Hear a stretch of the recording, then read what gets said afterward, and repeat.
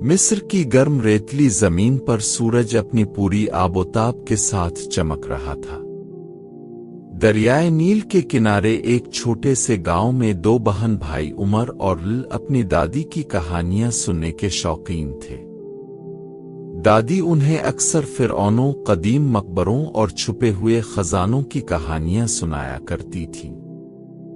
एक दिन जब दादी ने उन्हें एक ऐसे खजाने की कहानी सुनाई जो हजारों साल से एक पुरअसरार मकबरे में छुपा था, तो दोनों की आंखें तजस्सुस से चमक उठीं।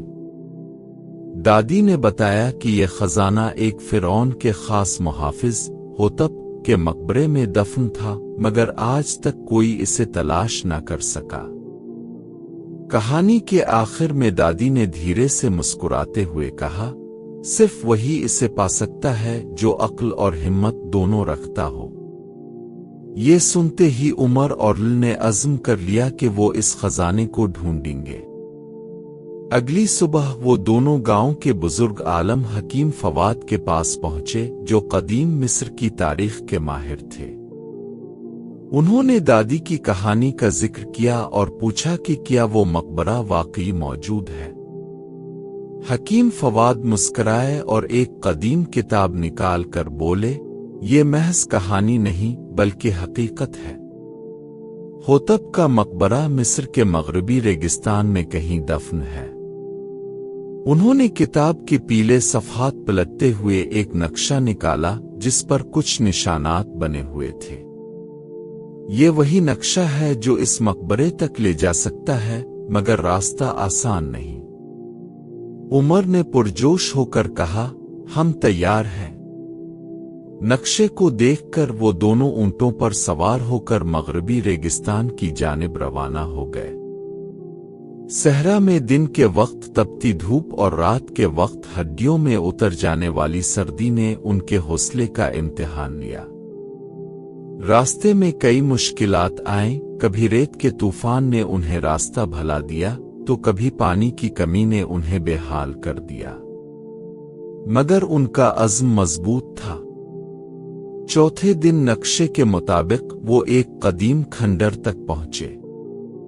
वहां दीवार पर अजीब व गरीब मिस्री हायरोग्लिफ कंदा थे। लिल, जो तारीख की तालिबा थी, उन निशानात को गौर से देखने लगी। यहाँ लिखा है कि खजाने का दरवाजा खोलने के लिए 3 सवालों के सही जवाब देना होंगे, एल ने कहा। पहला मुइमना। पहला सवाल था, वो कौन सी चीज है जो जितनी दी जाए इतनी ही बढ़ती है। उमर ने कुछ लम्हे सोचा और बोला, इल्म। दीवार हल्की सी लर्स और दरवाजे पर पहली महर टूट गई। दूसरा सवाल था, मैं जितना ज्यादा लेता हूं इतना ही बड़ा हो जाता हूं। मैं क्या हूं? लिल ने फौरन जवाब दिया, गड़ा। एक और महर टूट गई और दरवाजा मजीद खिल गया। तीसरा सवाल था, कौन सा दिन कभी नहीं आता? उमर ने मुस्करा कर कहा, कल। जी ही इसने जवाब दिया, दरवाजा एक जोरदार आवाज के साथ खिल गया और उनके सामने एक तारीक सुरंग थी। वो दोनों मशल जलाकर आहिस्ता आहिस्ता सुरंग में दाखिल हुए।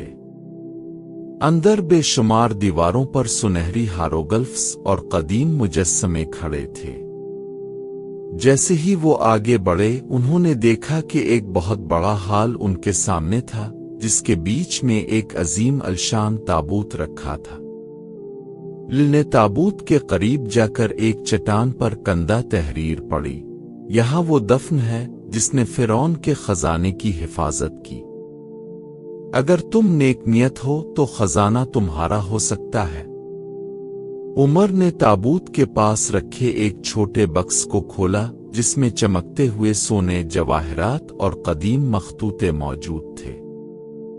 मगर अचानक दीवारें लरजने लगी। यहां से निकलना होगा, लिल चलाई। उमर ने जल्दी से बक्स में से एक छोटा सा तलाई लॉकेट उठाया, जिस पर अजीब निशान बने हुए थे। जैसे ही इसने लॉकेट को दबाया, दीवार में एक खुफिया दरवाजा खिल गया। وہ دونوں دوڑتے ہوئے اس میں داخل ہوئے اور باہر آ کر گرے پڑے۔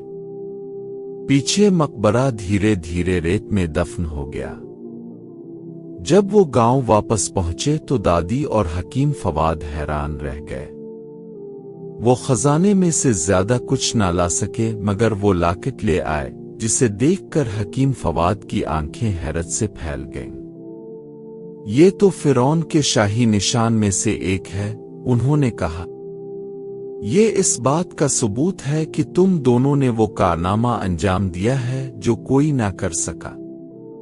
عمر اور لل مسکرائے کیونکہ انہوں نے جان لیا تھا کہ اصل خزانہ صرف سونا چاندی نہیں بلکہ علم، ہمت اور مہم جوئی کا جذبہ ہے۔